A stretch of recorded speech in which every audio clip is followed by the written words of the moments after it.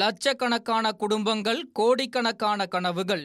தமிழ்நாடு அரசு ஒவ்வொரு குடும்பத்திடமும் கேட்கின்றது, உங்க கனவை சொல்லுங்க.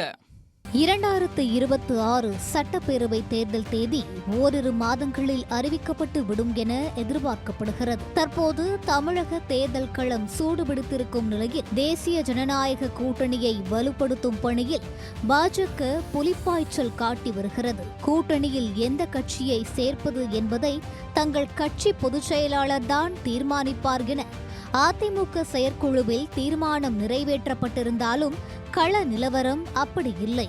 கூட்டணி கட்சிகளை பாஜக தான் தீர்மானிக்கிறது என்பது உள்ளங்கை நெல்லிக்கனியாக தெரிகிறது. அந்த வகையில் எலியும் பூனையுமாக இருந்த எடப்பாடி பழனிசாமியையும் டிடிவி தினகரனையும் இன்று ஒரே கூட்டணிக்குள் கொண்டு வந்து சாதித்து காட்டிவிட்டது பாஜக.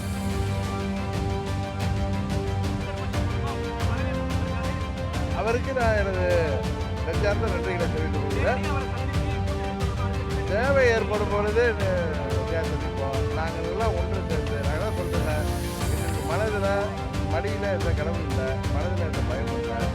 நாங்கள் தேசிய ஜனநாயக டிடிவி ஒரு துரோகி, அவரால் தான் தென் மாவட்டத்தில் பல இடங்களில் தோற்றோம் என்று பழனிசாமியும், அவர் இருக்கும் கூட்டணியில் இருக்க மாட்டேன் என்று வெளியேறிய டிடிவியும் இன்று பங்காளிகளாகிவிட்டனர். ஆனால் தற்போது இந்த விவகாரத்தில் சசிகலாவின் நிலைதான் அந்தரத்தில் ஊசலாடுகிறது.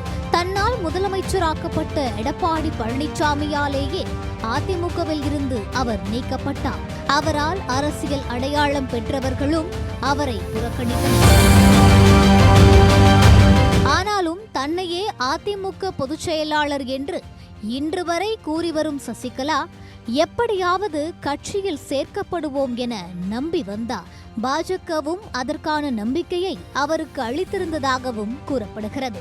அதனால்தான் கடந்த 17ஆம் தேதியன்று எம்ஜிஆர் பிறந்த நாளன்று ஆதரவாளர்களுடன் ஆலோசனை நடத்தியவர் எதிரிகளே இல்லை என திமுக நினைக்கிறது என்றும், ஆனால் தான் இருப்பதை திமுக மறந்துவிட்டது என்றும் கூறியிருந்தார்.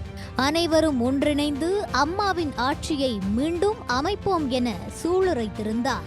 இந்த நிலையில்தான் தேசிய ஜனநாயக கூட்டணியில் இணைந்துள்ளார் டிடிவி. வேறு வழியின்றி அதிமுகவும் இதனை ஏற்றுக்கொண்டு வரவேற்றுள்ளது. இதனால் சசிகலாவின் நிலை என்னவாகும் என தெரியவில்லை.